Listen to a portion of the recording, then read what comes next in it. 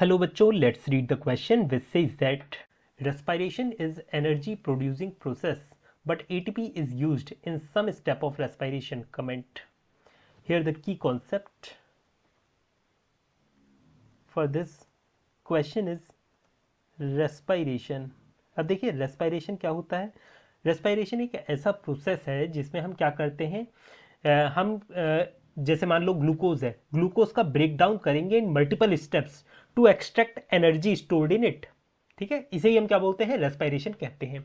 अब ये इसमें स्टेप कौन कौन सी इन्वॉल्व रहती है, इसके अंदर ग्लूकोज को ब्रेक डाउन करने की स्टेप जिसे हम क्या बोलते हैं ग्लाइकोलिसिस वो रहती है, जिसमें 10 स्टेप में ग्लूकोज का ब्रेक डाउन होता है और ये क्या बनाता है, पायरुविक एसिड बनाता है. Pyruvic acid, pyruvic acid convert होता है एसिटल कोएंजाइम में और ये एसिटल कोएंजाइम ए एंटर करता है क्रब साइकिल में और यहाँ से ये एट द एंड हमें क्या देता है, CO2 प्लस H2O देता है.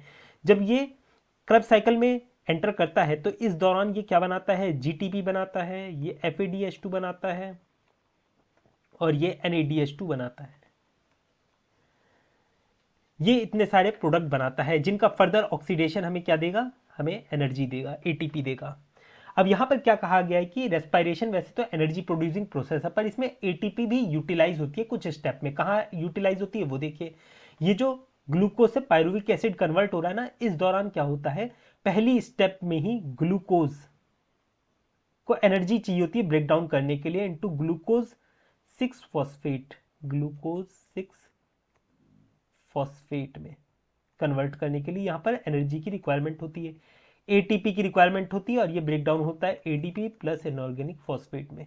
फिर नेक्स्ट स्टेप जिसमें ग्लूकोज 6 फॉस्फेट से कन्वर्ट होता है फ्रक्टोज 1,6 बिस फॉस्फेट में, बिस फॉस्फेट में, उसमें भी ATP की ही रिक्वायरमेंट होती है, ATP की.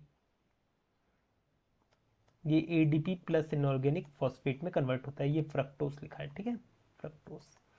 तो ये दो स्टेप में ATP की रिक्वायरमेंट होती है पर यहां पर हम इतने ATP को आसानी से दे सकते हैं क्योंकि इस प्रोसेस में होता क्या है, ये जो पूरा रेस्पिरेशन का प्रोसेस है ना, अगर हम ग्लाइकोलिसिस सिर्फ देखें तो ग्लाइकोलिसिस में ही क्या होता है, हमें कितने 2 ATP मिलते हैं, 2 ATP नेट मिलते हैं, इसके साथ साथ 2 NADH2 के कंपाउंड भी मिलते हैं. अब जब इसका फर्दर ऑक्सीडेशन आप कर दोगे तो हमें टोटल नेट ATP कितना मिलेगा, 8 ATP नेट गेन मिलेगा. जब हमने 2 ATP दे दिया है तब उसके बाद हमें नेट गेन इतना मिल रहा है. तो इसी वजह से ये हमारे लिए कैसा प्रोसेस है, प्रॉफिटेबल प्रोसेस है. इस वजह से हम 2 ATP यहां पर दे सकते हैं. तो यहां पर आप लिख सकते हैं कि इन रेस्पिरेशन एनर्जी, ये रेस्पिरेशन एक एनर्जी प्रोड्यूसिंग प्रोसेस है पर ATP is used in some step of respiration because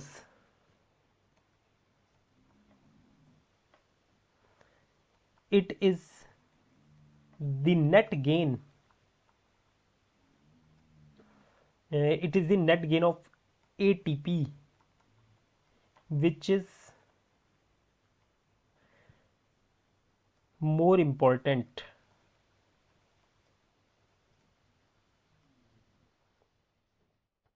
and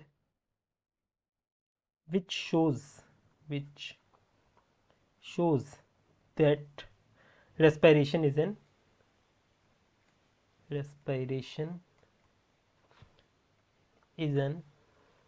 energy yielding